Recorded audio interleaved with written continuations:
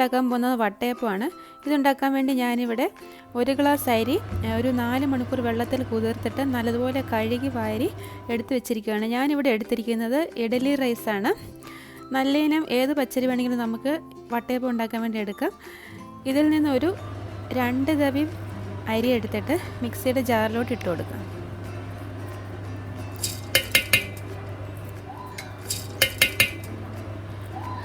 അതിലോട്ട് ഒരു 1/2 ഗ്ലാസ് വെള്ളം കൂടെ ഒഴിച്ചിട്ട് അതൊന്ന് അരച്ചെടുക്കണം.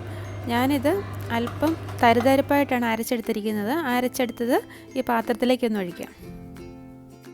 ഈ വട്ടയപ്പം ഉണ്ടാക്കാൻ വേണ്ടി ആദ്യം ഒന്ന് കപ്പി കാച്ചെടുക്കണം. അതിനുവേണ്ടി ഈ അരച്ചെടുത്ത മാവിൽ നിന്ന് ഒരു 2 തവി മാവ് ഈ പാത്രത്തിലേക്ക് ഒഴിക്കാം.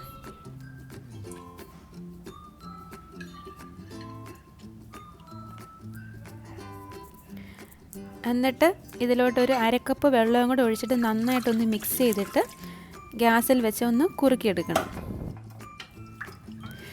ചെറിയ തീയിൽ വെച്ച് കട്ട കെട്ടാതെ വേണം ഇത് കപ്പി കാച്ചെടുക്കാൻ.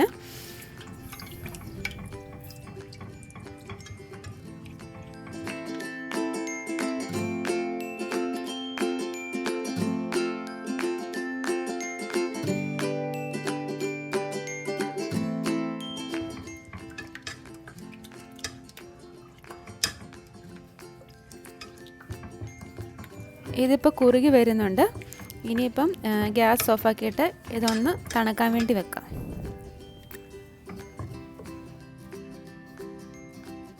ഇനി ബാക്കിയുള്ള അരി ഒന്ന് അരച്ചെടുക്കാം. അതിനുവേണ്ടി അതിലോട്ടൊരു 3/4 കപ്പ് തേങ്ങയും ഒരു 1/4 കപ്പ് ചോറും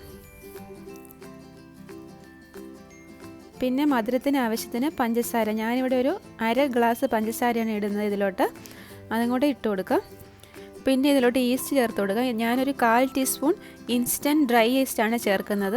ആക്ടിവേറ്റ് ചെയ്യേണ്ട ഈസ്റ്റ് ആണെങ്കിൽ അത് അല്പം ചൂടുവെള്ളത്തിൽ പഞ്ചസാര കലക്കി അതിൽ ആക്ടിവേറ്റ് ചെയ്തിട്ട് വേണം ചേർത്ത് കൊടുക്കാൻ. പിന്നെ ഉപ്പും കൂടി ഇട്ട് കൊടുത്തിട്ടുണ്ട്. പിന്നെ ഒരു 3 ഏലക്കയുടെ അരിയും കൂടി ഇട്ട് കൊടുക്കാം. ഇത് മിക്സിയുടെ ജാറിലോട്ടിട്ട് നന്നായിട്ടൊന്ന് അരച്ചെടുക്കണം. നിങ്ങൾ നേരിട്ട് മിക്സിയുടെ ജാറിലോട്ട് ഇട്ടാൽ മതി. ഞാനിതിപ്പോൾ കാണിക്കാനുള്ള സൗകര്യത്തിന് വേണ്ടിയാണ് ആദ്യം ഒരു പാത്രത്തിലോട്ട് ഇട്ടത്. ഇനി അതിലോട്ട് ഒരു 1 ഗ്ലാസ് വെള്ളവും കൂടി ഒഴിച്ചിട്ട് ഇത് നന്നായിട്ടൊന്ന് അരച്ചെടുക്കാം. ഇപ്പോൾ നേരത്തെ കപ്പി കാച്ചി വെച്ചത് തണുത്തിട്ടുണ്ട്. അതിലോട്ട് അരച്ച് വെച്ചിരിക്കുന്ന മാവ് ചേർത്ത് കൊടുക്കാം.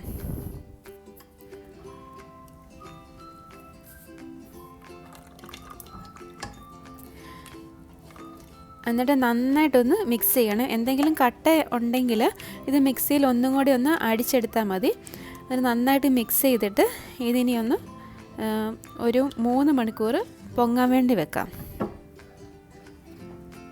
അതുപോലെ ഇവിടെ 1 ഗ്ലാസ് അരിക്ക് 1/2 ഗ്ലാസ് പഞ്ചസാര ചേർത്താലും അത് ഒട്ടും തന്നെ കൂടുതലൊന്നുമില്ല. ആവശ്യത്തിനുള്ള മധുരം മാത്രമേ ഉള്ളൂ. ഇതിലും മധുരം വേണമെന്നുള്ളവർക്ക് കുറച്ചും കൂടെ മധുരം ചേർത്ത് കൊടുക്കാവുന്നതാണ്. ഇപ്പോൾ ഒരു 3 മണിക്കൂർ കഴിഞ്ഞിട്ടുണ്ട്. മാവ് കാണുമ്പോൾ തന്നെ അറിയാം അത് പൊങ്ങിയിട്ടൊക്കെ ഉണ്ട്.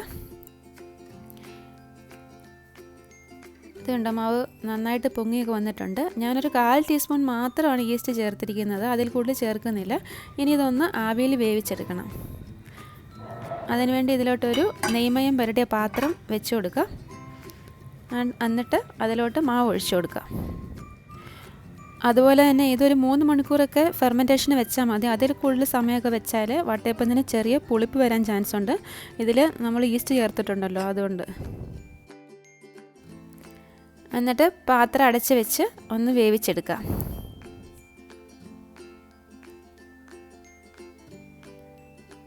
ഒരു 5 മിനിറ്റ് കഴിഞ്ഞ് ഇത് തുറന്നിട്ട് ഇതിൻ്റെ മുകളിലോട്ട് ഒരു അലങ്കാരത്തിന് വേണ്ടി കുറച്ച് കിസ്മിസും അണ്ടിപ്പരിപ്പും കൂടെ ഒന്ന് വിതറി കൊടുക്കാം.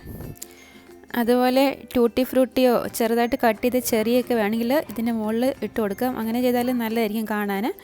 നിർബന്ധമൊന്നുമില്ല, താല്പര്യം ഉണ്ടെങ്കിൽ മാത്രമേ ചെയ്താൽ മതി.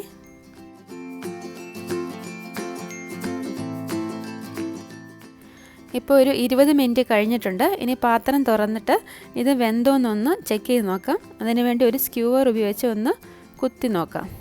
ഇപ്പോൾ സ്ക്യൂവർ നല്ലതായിട്ട് ക്ലീനായിട്ട് വന്നിട്ടുണ്ട്. ഇനി ഗ്യാസ് ഓഫാക്കിയിട്ട് വട്ടയപ്പം ഇതിൽ നിന്ന് പുറത്തോട്ടെടുക്കാം.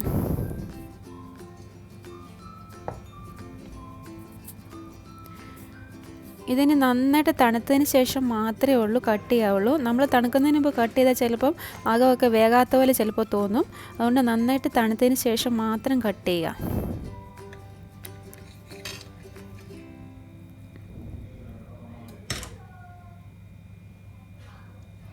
ഇത് കണ്ടോ, നല്ല സോഫ്റ്റ് ആയിട്ടുള്ള ഒരു വട്ടയപ്പമാണിത്.